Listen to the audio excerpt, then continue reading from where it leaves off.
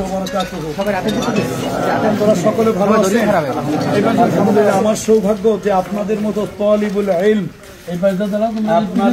আপনাদের সাথে আমি দেখা করার জন্য আসতে পেরেছি, আপনাদের সাথে মোলাকাত হলো। আমি এই জন্য নিজেকে সৌভাগ্যবান মনে করছি। আর সব থেকে বড় কথা হলো মুমিন বাড়ি মাদ্রাসা এইটা যে জালালাইন পর্যন্ত, আল্লাহ এটা আমার জানা ছিল না। আমি তো মনে করছি ছোটখাটো নুরানি হেফজখানা। আলহামদুলিল্লাহ, আল্লাহ তাআলা মাদ্রাসাকে দাওরা হাদিস পর্যন্ত নিয়ে যাক। এই এলাকায় দ্বীনের বাতি জ্বালাক, দ্বীনের এদারা হিসাবে, দ্বীনের বাতি ঘর হিসাবে, এটা আমি মনে প্রাণে কামনা করছি। আগামী সংসদ নির্বাচন হলো 12তম গেল, 13তম নির্বাচন, ত্রয়োদশ জাতীয় সংসদ নির্বাচন। এটা সম্ভবত 219 নম্বর সিট জাতীয় সংসদে, আর মাদারীপুর 2 আসন। তা আমি এই মাদারীপুর 2 আসনের স্বতন্ত্র প্রার্থী। দলীয় হওয়ার কথা ছিল, হয় জামাত ইসলাম অথবা হেফাজত ইসলাম, যে কোনো একজনের দলীয় প্রার্থী হওয়ার জন্য সবাই আমাকে প্রস্তাব দিয়েছে। কিন্তু আমাদের এলাকাটা একটু ক্রিটিক্যাল এলাকা। আপনারা যারা এই অঞ্চলের মাদারীপুরের সন্তান তারা জানেন, যারা বাহিরের সন্তান তারা হয়তো জানবেন না। ক্রিটিক্যাল হওয়ার কারণে সবাই ধরলো, বিশেষ করে বেশ 8-10 জন চেয়ারম্যান ফোন দিয়ে বলল, আপনি যদি স্বতন্ত্র হন তাহলে ফণীভূষণ মজুমদার এলাকায় এক সময় এমপি ছিল, মন্ত্রী ছিল, তো আমরা এরপরে আর কেউ পাই নাই, সব মাদারীপুর সদরে হয়, তো আমরা একটু আপনার সাথে কাজ করতে পারতাম। তো স্বতন্ত্র হিসেবে দাঁড়িয়েছি মাদারীপুর 2 আসনের।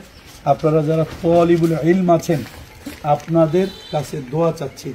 আমার আব্বা ট্যাগের মরহুম পীর সাহেব রহমতুল্লাহ আলাইহি ছাত্রদেরকে বলতেন সবসময় যে নবীদের কাছে যেরকম ওহী আসে আর ছাত্রদের কাছে প্রত্যেক দিনের নতুন সবক, এটা ওহীর বার্তা, তবে ওইটা আসে জিব্রাইলের মাধ্যমে, এইটা আসে ওস্তাদের মাধ্যমে।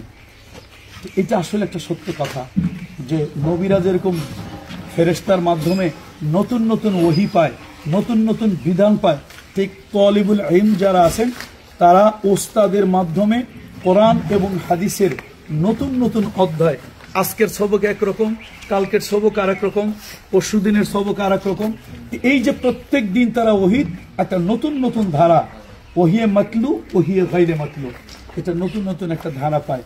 তো আলহামদুলিল্লাহ আপনাদের মর্যাদা মর্তব্য অনেক বড়। আমি একজন গুনাহগার ক্ষুদ্র মানুষ, দেশ এবং দেশের বাহিরে চলি।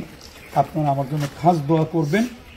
দোয়া হচ্ছে আর দোয়াউ হুয়াল ইবাদা, দোয়াটা একটা ইবাদত, আর সকল ইবাদতের মগজ হচ্ছে দোয়া। ইব্রাহিম খলিলুল্লাহ দোয়া করেছিলেন, রাসূল সাল্লাল্লাহু আলাইহি ওয়াসাল্লামকে জিজ্ঞেস করা হয়েছে, ইয়া রাসূলুল্লাহ আপনি আপনার ব্যাপারে কিছু বলেন।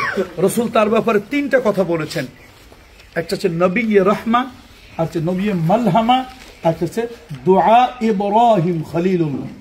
তাহলে ইব্রাহিম খলিলুল্লাহ দোয়া করছে, সেই দোয়ার বদলতে মুহাম্মদ রাসূলুল্লাহ সাল্লাল্লাহু আলাইহি ওয়াসাল্লাম 4000 বছর পরে এসে তিনি নবী হয়েছেন, এবং সেই দোয়া তো কোরআনে আছে।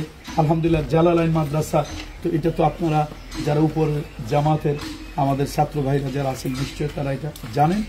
তো আপনারা আমার জন্য দোয়া করবেন। দোয়ার জন্য এসেছি। ওস্তাদেরা যারা আছেন ওনারা আমি গুনাহগার অধমের দিকে একটু সুদৃষ্টি দেবে, আর আপনারা দোয়া করবেন। কি সবাই দোয়া করবেন তো আমার জন্য? ইনশাআল্লাহ।